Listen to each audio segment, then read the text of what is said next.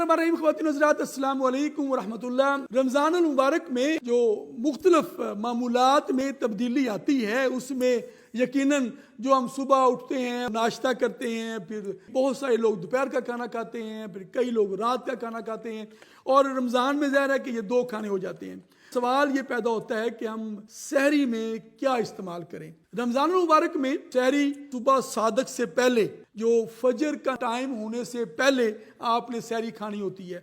मामूल ये बनाएं कि जब सहरी के लिए उठें तो आप 3 गिलास पानी आपने वो सहरी के वक्त पीना है कम से कम, और ठंडा पानी इस्तेमाल नहीं करना, ये एहतियात करनी है। नॉर्मल पानी हो और हल्का नीम गर्म पानी हो तो बहुत अच्छा है। 1 गिलास जैसे उठे उस वक्त इस्तेमाल कर लें, और फिर आप अगर कुछ नवाफल पढ़ लें, दूसरा गिलास पानी फिर ले लें, और 1 गिलास पानी आप अपनी सहरी जब खाते हुए इस्तेमाल कर लें।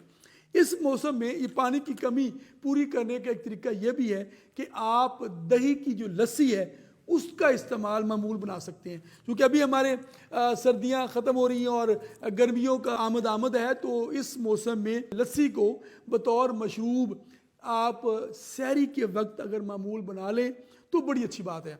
जिन लोगों को चिकनाई से परहेज़ मौलजीन ने नहीं कहा हुआ, सबसे बेहतर तो यह है कि वो पराठा इस्तेमाल करें, और वो एहतियात ये कर लें कि वो मक्खन जो है वो रोटी बनाने के बाद गरम गरम रोटी के ऊपर लगा के, जिसे कहते हैं चोपड़ के, वो पराठा इस्तेमाल करें। सालन है वो आप बनाएं बदल बदल के, और साथ 1 या 2 रोटी आप हस्बे अपनी खुराक इस्तेमाल करें। और अगर थोड़ा सा टाइम बचे तो वक्फा देकर आप उम्र के हिसाब से और ज़रूरत के मुताबिक चाय का 1 कप भी इस्तेमाल कर सकते हैं।